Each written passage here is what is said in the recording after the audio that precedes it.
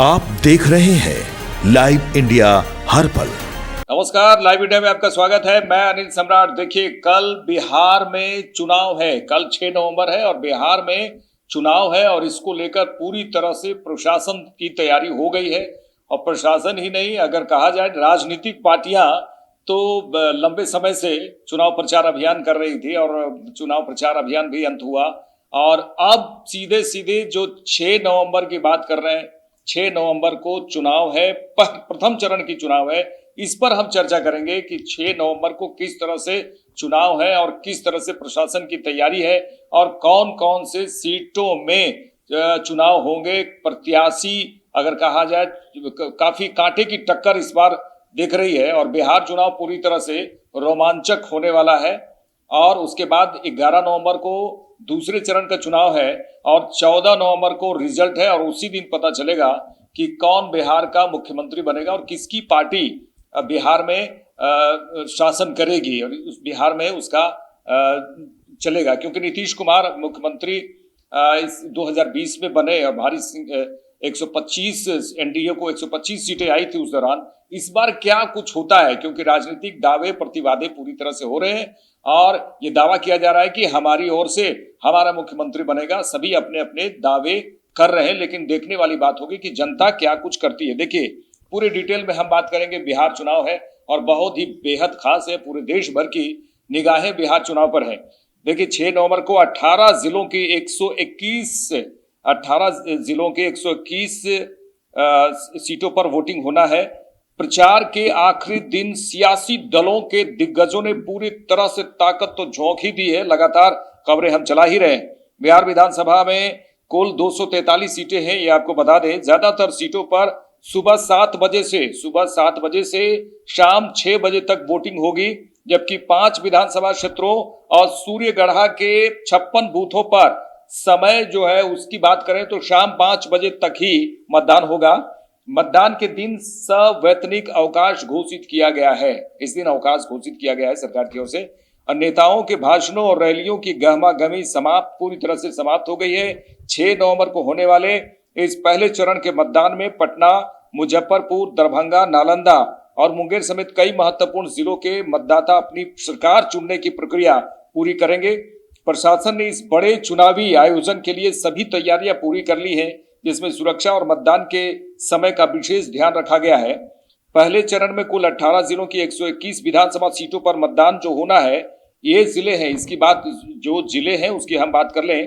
पटना, भोजपुर, गोपालगंज, सिवान, सारण, मुजफ्फरपुर, वैशाली, दरभंगा, समस्तीपुर, मधेपुरा, सहरसा, खगड़िया, बेगूसराय, मुंगेर, लखीसराय, शेखपुरा और नालंदा, इन क्षेत्रों में वोटिंग कल होनी है। इन सभी क्षेत्रों में उम्मीदवारों और राजनीतिक दलों के लिए ये चरण सबसे ज्यादा अहम है, क्योंकि किसी सरकार बनेगी इसकी आहट जो है यहीं से आने लगेगी। आमतौर पर मतदान सुबह 7 बजे से शाम 6 बजे तक है, लेकिन चुनाव आयोग ने सुरक्षा और स्थानीय परिस्थितियों को देखते हुए कुछ क्षेत्रों में समय सीमा कम रखी है। देखिए, शाम 5 बजे तक वोटिंग की बात करें तो सहरसा के सिमरी, बख्तियारपुर और महिषी और तथा मुंगेरपुर के तारापुर, मुंगेर और जमालपुर विधानसभा क्षेत्रों में सभी बूथों पर होगी। सूर्यगढ़ा विधानसभा क्षेत्र की बात करें तो इस क्षेत्र में 56 चिन्हित बूथों जैसे बूथ संख्या 168, 169, 228, 229, 231 और 234 में समेत 56 बूथ हैं। इस पर वोटिंग शाम 5 बजे तक चलेगी। शाम 6 बजे तक वोटिंग है सूर्यगढ़ा के बाकी बूथों और इसी चरण के अन्य सभी विधानसभा क्षेत्रों में मतदान सुबह 7 बजे से शाम 6 बजे तक होगा। चुनाव आयोग के निर्देशानुसार मतदान के दिन यानी 6 नवंबर को सभी कर्मचारियों के लिए सवैतनिक अवकाश रहेगा। ये सुविधा किसी भी कारोबार, व्यवसाय, औद्योगिक उपक्रम या अन्य स्थानों पर नियोजित हर उस व्यक्ति के लिए मंजूर की जाएगी जिसे मतदान करने का अधिकार प्राप्त है, ताकि कोई भी नागरिक अपने मताधिकार का प्रयोग करने से वंचित न रहे।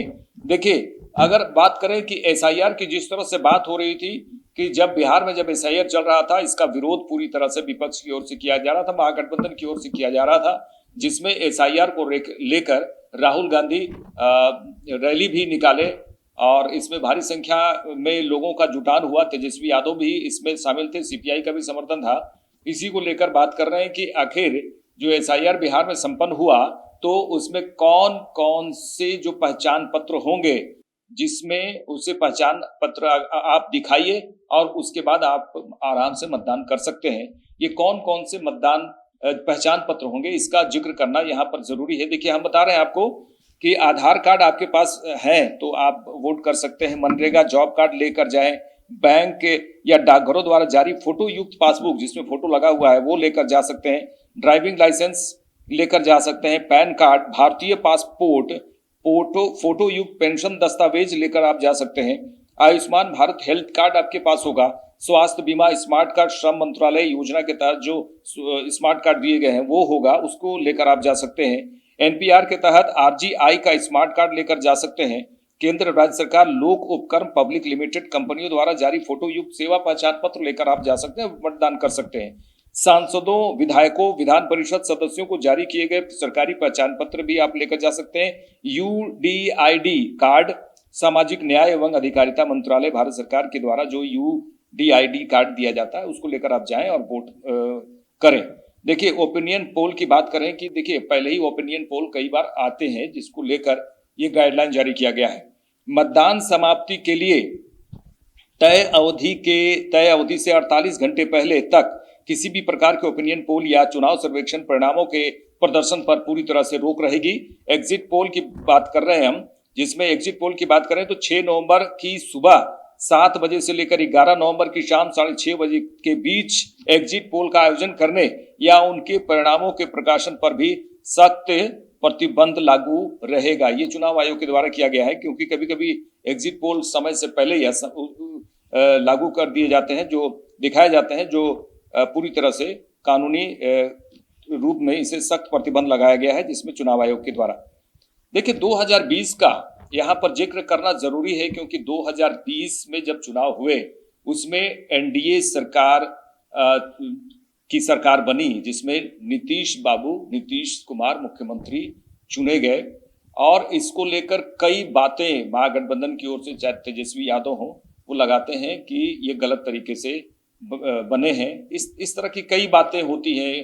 तेजस्वी यादव लगातार ये भी आरोप लगा रहे हैं कि ये रिमोट कंट्रोल जो है केंद्र में प्रधानमंत्री नरेंद्र मोदी और केंद्रीय गृह मंत्री अमित शाह के पास है, यहाँ नीतीश कुमार कुछ भी नहीं है, कुछ भी नहीं करते हैं। रिमोट कंट्रोल सीधे केंद्र पर है। कई बातें इसमें आती हैं। इस बार क्या होगा, देखने वाली बात ये होगी कि इस बार क्या फिर नीतीश कुमार को चेहरा रखा गया है सीएम के लिए, लेकिन क्या वही सीएम होंगे? अगर वो तो जितनी सीटें आती हैं उसकी बात करें, लेकिन पिछले बार 2020 की बात करें तो हालांकि बीजेपी से कम सीटें ही आई थी जेडीयू को, लेकिन उसके बावजूद भी बीजेपी ने बड़ा दिल दिखाते हुए नीतीश कुमार को ही मुख्यमंत्री बनाया।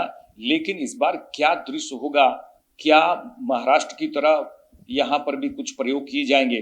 क्या बीजेपी का मुख्यमंत्री होगा? ये तमाम बातें हो रही हैं। लेकिन महागठबंधन की बात इसी बीच हम जरूर कर लें कि महागठबंधन की बात करें तो एक सीट अगर कहा जाए, बीजेपी से एक सीट ज्यादा था, यानी कि बड़ी पार्टी के रूप में आरजेडी उतरी 2020 में बड़ी पार्टी के रूप में उभरी थी। इस बार महागठबंधन की ओर से कांग्रेस, तमाम पार्टियां ने आरजेडी के जो नेता हैं उसे तेजस्वी यादव को मुख्यमंत्री चुना है और डिप्टी सीएम भी वहां पर चुन लिए गए हैं। एक और डिप्टी सीएम चुनने की बात हो रही है। ये अब देखने वाली बात होगी कि क्या कुछ वहां पर होता है। लेकिन 2020 की हम यहाँ पर जरूर जिक्र करेंगे कि कौन कौन किस तरह से सीटें किसके द्वारा लाया गया था और उसी तरह 2025 में किस तरह से सीटें लाई जाएगी। देखिए, 2020 में हुए बिहार विधानसभा चुनाव में एनडीए ने बहुमत हासिल किया था। एनडीए को कुल 125 सीटें मिली थी। 2020 की बात कर रहे हैं। इसमें भारतीय जनता पार्टी बीजेपी ने 74 सीटें, जेडीयू ने लाए थे 43 सीटें, वीआईपी ने 4 सीटें और हमने 4 सीटें जीती थी। वहीं महागठबंधन की बात भी करना यहाँ जरूरी है। राजद, कांग्रेस और लेफ्ट को 110 सीटें मिली, जिसमें राष्ट्रीय जनता दल आरजेडी को 75 सीटें। देखिए, यहाँ बीजेपी पिछले बार 2020 में 74 सीटें और 75 सीटें आपको बता रहे राष्ट्रीय जनता दल आरजेडी ने लाया। यहाँ पर ये देखने वाली बात है। इस बार क्या कुछ होता है, सब अपनी जो गणित है, अपनी जो रणनीति है वो बनाए हुए हैं। कांग्रेस को 19 सीटें मिली थी 2020 में, वाम दलों ने 16 सीटें हासिल की थी। आपको ये भी बता दें कि इस बार का बिहार विधानसभा चुनाव 2025 बेहद ही दिलचस्प रहने वाला है। मुख्यमंत्री नीतीश कुमार के नेतृत्व में एनडीए सरकार लगातार सत्ता बचाने की कोशिश में है, लेकिन तेजस्वी यादव की अगुवाई में महागठबंधन सत्ता में वापसी के लिए पूरा जोर लगा रहा है। पिछले चुनाव में जहां एनडीए ने बहुमत हासिल किया था, वहीं इस बार के बिहार चुनाव में मतदाताओं का रुझान अहम भूमिका निभाएगा। हम यही बात कर रहे हैं कि देखिए, कुछ भी हो, मतदाता ही वो प्रमुख है। खासकर 6 तारीख को मतदाता ही वोट करेंगे और उसके बाद जो भाग्य है, जो नेताओं का भाग्य है, उसे सुनिश्चित करेंगे। 11 नवंबर को भी चुनाव है, उस दौरान भी भारी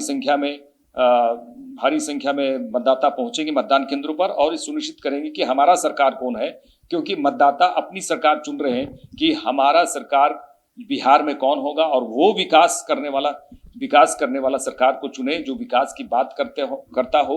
और इस तरह से पूरी तरह से अभी साइलेंट कहा जाए, आज तक की बात कर रहे हैं, अभी पूरी तरह से मतदाता पहले चरण में जो चुनाव होने वाले हैं 6 नवंबर को, मतदाता पूरी तरह से साइलेंट है, लेकिन अंदर ही अंदर पूरी तरह से विचार कर चुके हैं कि हमें किसे वोट करना है, किसे वोट नहीं करना है, कौन विकास करेगा बिहार में और कौन विकास नहीं करेगा। क्योंकि विकास की तो राजनीति लोग कर रहे हैं कि नेता कहते हैं कि विकास हमने किया है, और उधर महागठबंधन में तेजस्वी यादव ने का कहना है कि भ्रष्टाचार पूरी तरह से हावी है बिहार में और नौकरियों की बहार हम देंगे। और जिस तरह से वादे प्रतिवादे किए गए, लगातार आप भी देख रहे हैं किस तरह से यहाँ से परिदृश्य बन रहा है बिहार में।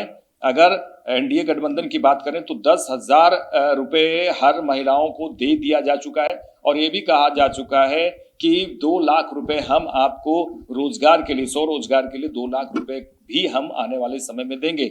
और इधर तेजस्वी यादव ने ये भी घोषणा कर दी, किसानों को लेकर भी बड़ी घोषणाएं की हैं, और जिसमें महिलाओं को 30,000 रुपए देने की बात की है।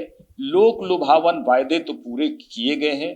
अब देखने वाली बात ये होगी कि आने वाले समय में, यानी 6 नवंबर की हम बात करें, 11 नवंबर की बात हम करेंगे, लेकिन अब पूरी तरह से जनता पूरी तरह से मन बना चुकी है कि हम किसे देंगे। लेकिन राजनीतिक पार्टियों की बात करें, राजनीतिक पार्टियां पूरी तरह से रेस दिखी इस बार। चुनावी रैली हो, चाहे चुनावी सभा हो, चुनावी मंच पे लंबे लंबे दावे प्रतिवादे किए गए।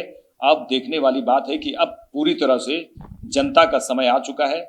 जनता का समय ही ये बताएगा कि कौन बिहार का बनेगा मुख्यमंत्री। देखते रहिए लाइव इंडिया। नमस्कार।